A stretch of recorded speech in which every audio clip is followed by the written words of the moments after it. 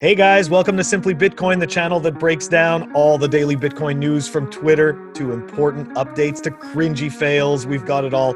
But before we get started, drop us a like and subscribe. All right, we're going to kick it off with the Clark Moody dashboard. Here we go.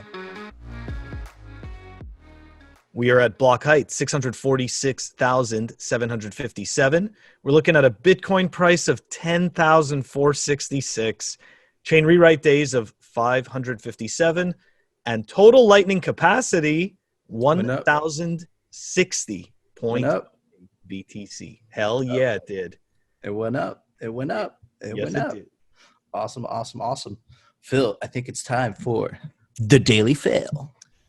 Yes, it is. And for the daily fail, we actually have two. We're going to give a shout out actually to one of our followers on Twitter, Junior Dalvit, who actually pointed this one out to us today. This is pretty funny. This is Tim Draper. I recently purchased some BCH. So easy to buy and use. Go to bitcoin.com. This is Roger's Affinity scam website that gets people to think that they're buying Bitcoin, but they go there and they actually get shilled Bcash predominantly. Like there is Bitcoin there, but it's, his objective is to shill you Bcash. And anyways, this is total garbage. I have a question for you. I have a question for you, Phil. And remember yesterday when we were talking about Tone Vays, how he got offered $500K? Yeah, man. But he stuck to his principles. Oh, yeah. How much did Tim Draper get paid? That's right. Lots of people are. How much did he get paid? He got paid. He got paid, dude. For sure. I mean, this is total crap. So Tim Draper, bad on you for shilling an Affinity scam. He sold his soul. And on the tailwinds of scams, right? We've got a fun tweet from Psychedelic El Barto, who's obviously not the daily fail, but what he. This is actually pretty funny. So this is so the beauty of crypto is you get to watch full market cycles take place on Twitter in a mere 96. And so essentially what you're seeing here, okay, is this. And then it becomes I ruined my life savings on Uniswap. No, he's not going to kill himself. He's just pissed as fuck. Uniswap has been one of the worst experiences. The amount of hopium from the DeFi space is going to the next level. This is... Dude, you know what's funny is that guy's totally... is it funny? I think, yeah, it is funny. All right, I'm going to be an asshole. Dude, that's fucking hilarious. That's super funny, dude. So hold on. It's not funny, right? That somebody that somebody got scammed and somebody chose to believe that, right? Like that's not funny. What is funny? Okay, what I find funny anyways is the whole idea that people just don't do any basic math and don't try to figure out that these numbers just don't add up. And somebody is going to walk away like you are buying somebody else's bags. That Absolutely. Is exactly what you're buying. Absolutely. And the buzzwords, man. What is that? That Tone Vays example is just, it's literally, it clears it up. It just shows you exactly what these DeFi people are doing. They get quote unquote influencers, they pay them money, and then these influencers go on Twitter and say, hey, this is the next big deal. And then they get dumped on immediately, right? And it's sad, man. It's really sad. And I find it funny just because, you know what? Dude, I think it's happened to fucking everybody in this space, right? So, dude, that's why fucking funny. It's like a rite of passage in a way. Everybody wants to get rich quick. This is not something new. This is something very old. There's no, you know what I mean? This has happened throughout history. Yes, people want to get rich quick, but you got to realize that, when all of it is vaporware and all of it is a whole bunch of jargon that really makes no sense, right? Nobody can explain it properly and nobody actually has proper explanations. I'm sorry, it's a scam. Absolutely. So what's the daily what's the daily lesson, Phil? Well, look, the daily lesson is don't fall for the scams. All right, it's time for the daily meme review. Nice. And, dude, today's was pretty dope. It was, you know what it was? It was artistic from Bitcoin Meme Hub. And it says, buy the fucking dip in zombie blood letters. And there's this really famous saying. I think it's really old. And it says, when everyone's greedy, sell. And then when everyone's fearful, when there's blood on the streets, buy. Yeah. Right? So I think there is a deeper meaning. It is a very simplistic meme, but I really like the art on it. So I'm going to give it a drum roll, please. I'm going to insert in the edit so you guys are going to hear it. Give it an 8. Yeah. What about you, Phil? All right. Well, a 7. Okay. All right. I respect it. Why a 7? Why a 7? All right. So for me, right, it's a dark meme.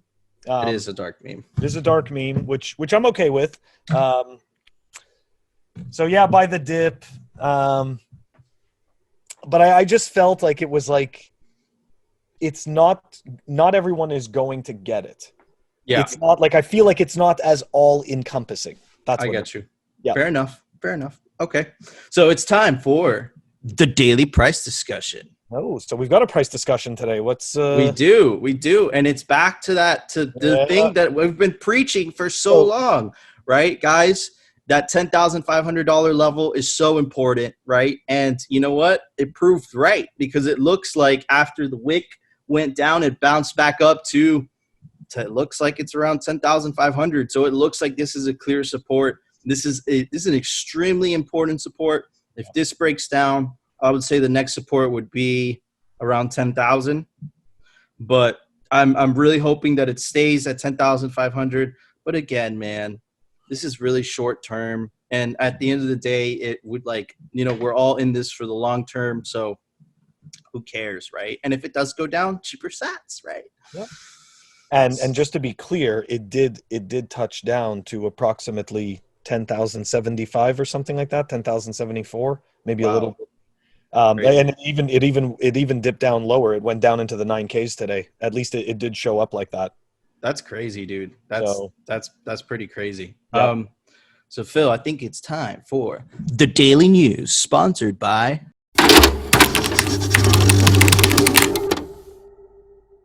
Man. We were talking about this earlier. We were talking about how Kazakhstan was opening this huge mine of like 50,000 miners. Well, they just announced how much money they're going to spend on that. Man. Wow. That's a lot of money, dude. That's crazy.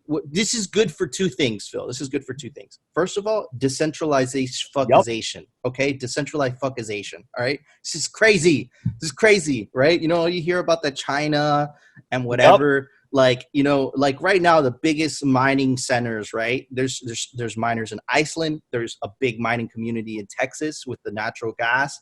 There's miners in China. And now there's a huge mining facility in Kazakhstan. And I know Iran's trying to do the same thing. So this is beautiful. This is great for the security of Bitcoin. I like it a lot. I am happy. I totally right away was on the boat for, you know, decentralization and in terms of getting the miners out of China. So this is interesting because we see that, other countries are starting to battle for that, for that space. So this is really interesting. Absolutely. And you see the numbers here, average monthly share of total hash rate. Kazakhstan's rising up, the United States is rising up, Russia's rising up, and Venezuela, woohoo, little down there. Okay, it's working. That's where I started. So that's cool, man. I didn't know Venezuela was still a thing. It's probably the government still doing that. So our next piece of news I also found pretty bullish. Latin America mitigates economic turbulence with cryptocurrency. And when they mean cryptocurrency, they really mean Bitcoin, because this is only talking about Bitcoin volume. And here's the thing, guys, like, as Bitcoiners in the West, you hear about you basically hear about how, it's a protection against inflation and all that. We have these buzzwords that we always use, but we have the privilege of living in Western societies where our shit fiat currencies are relatively stable, right? But in Latin American countries, that's not the case at all, right? So if you explain, I'm going to stop sharing the screen for a second. So if you explain a cryptocurrency or Bitcoin to a Latin American, they understand it in a heartbeat. You explain Bitcoin to a person that lives in a Western country, they don't. They don't get it. They think Well, it's a speculative asset. They don't right? have a reason to get it. Their money isn't devaluing as quickly. Exactly. So you look at the majority is in Bitcoin. Very interesting. They're actually using a stable coin. So they're using a shit USDT. Which There's like a whole list of shit coins there, man. So like a whole list of shit coins. Absolutely. But the most important part, man, is the most important part is it's the majority is Bitcoin, and then the rest is basically the dollar because it's USDC and USDT. Right. So it's, this article is really cool. I'm going to link it down in the description. It's talking about the transaction volume.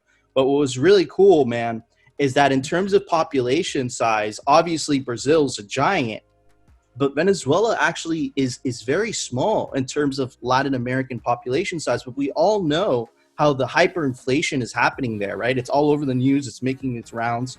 And look who's in second.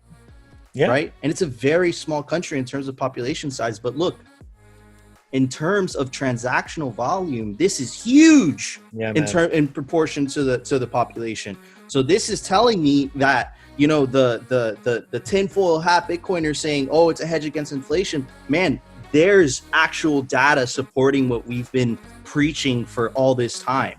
Right. So I see that data and it just makes me feel so bullish about the future. And man, it just supports everything that we've been saying, right? So it's very inspiring. Hey, so Nico, tell us about your podcast for next Tuesday that you're dropping.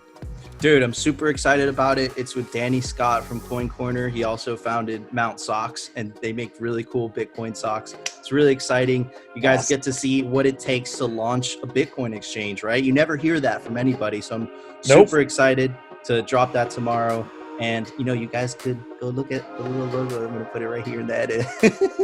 Anyways, guys, tune in next week if you want more Simply Bitcoin, daily recap, Twitter fails, epic, crazy things, and the beautiful Phil and the ugly Nico.